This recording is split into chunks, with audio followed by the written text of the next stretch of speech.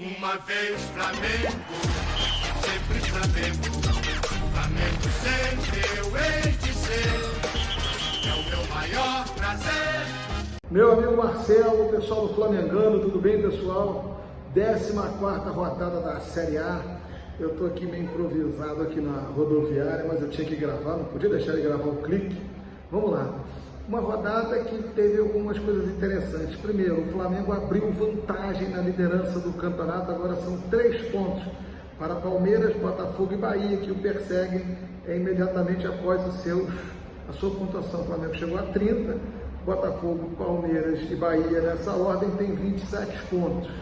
Numa rodada em que o Flamengo fez uma grande partida na MRV Arena contra o Atlético Mineiro, venceu com tranquilidade por 4-2 e poderia ter sido muito mais.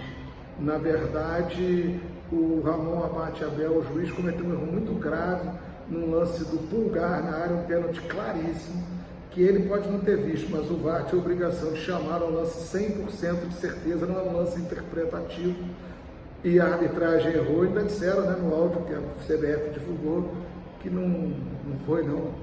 Aquilo é um pênalti escandaloso. Mas o Flamengo foi senhor do jogo. Eu gostei que o Carlinhos fez gol, o Carlinhos jogou, deu um descanso no Pedro, fez gol. É um jogador que tem menos ritmo, estava machucado, entrou, fez gol. O Ayrton Lucas voltou a jogar um grande futebol, o Wesley esteve bem.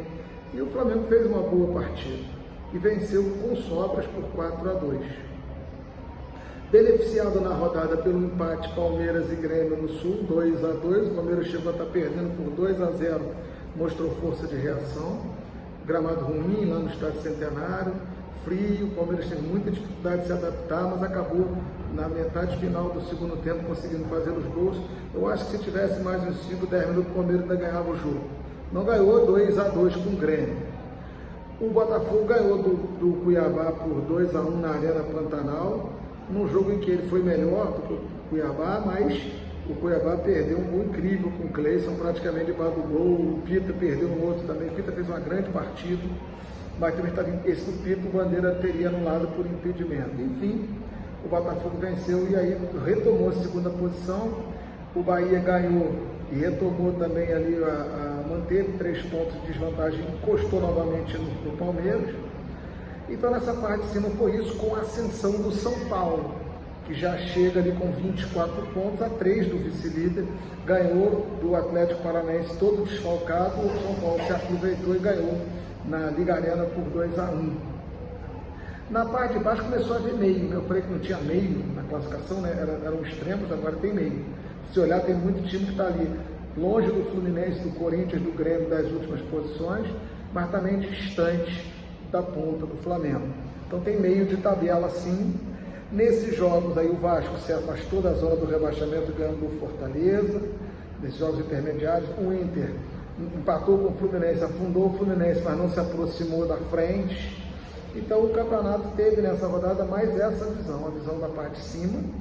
E embaixo o Fluminense se afundando, o Corinthians com muita dificuldade ganhou por 3-2 do Vitória, e São Paulo mostrando força pelo menos.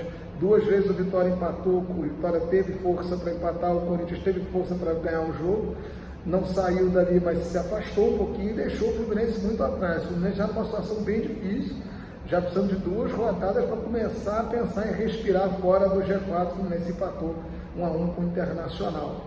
O Bragantino ganhou na rodada do Atlético Goianiense, que também se afundou. Enfim, o campeonato teve nessa rodada o Flamengo, e agora o Flamengo olha para cima com boa perspectiva, porque ele vai jogar com o Cuiabá no Maracanã e depois com Fortaleza no Maracanã.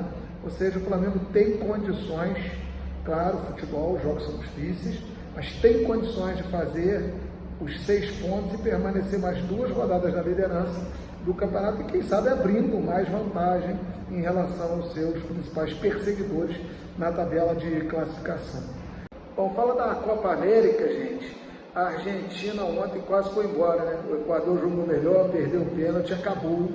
O Equador acabou sendo eliminado depois nas cobranças de pênalti contra a Argentina. A Argentina foi melhor nos tiros da marca do pênalti e avançou às semifinais. Hoje tem Venezuela e Canadá e amanhã é Brasil e Uruguai. Então por que eu estou falando isso aqui no canal Flamengano? Não só porque nós somos brasileiros, mas porque se o Brasil ganhar, os jogadores uruguaios que servem a seleção uruguaia são do Flamengo, vão voltar para o Campeonato Brasileiro, e aí o Flamengo vai se reforçar ainda mais.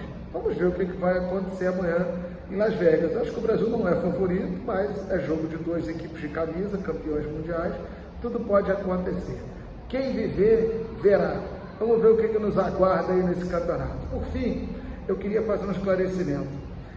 No clique passado, eu citei o Carlos Mansuro, comentarista do Sport TV, explicando a conta dele da situação, os times estão lá embaixo com o Fluminense. E depois eu ouvindo o clique, achei que não ficou muito claro. Então eu vou explicar, porque quando a gente cita alguém, se a gente não explicar direito o que essa pessoa está dizendo, a gente está fazendo errado, né?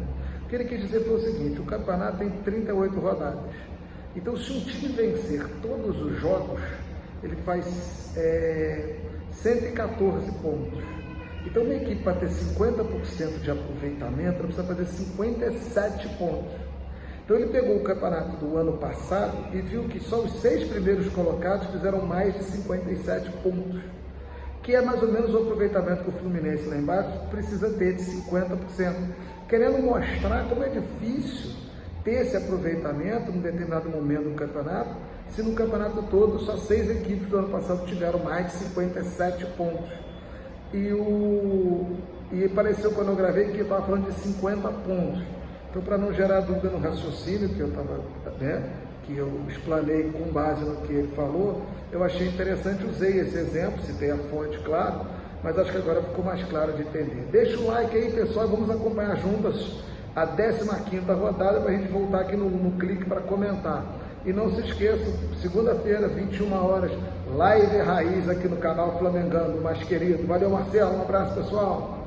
Uma vez Flamengo, sempre Flamengo. Flamengo sempre eu hei de ser.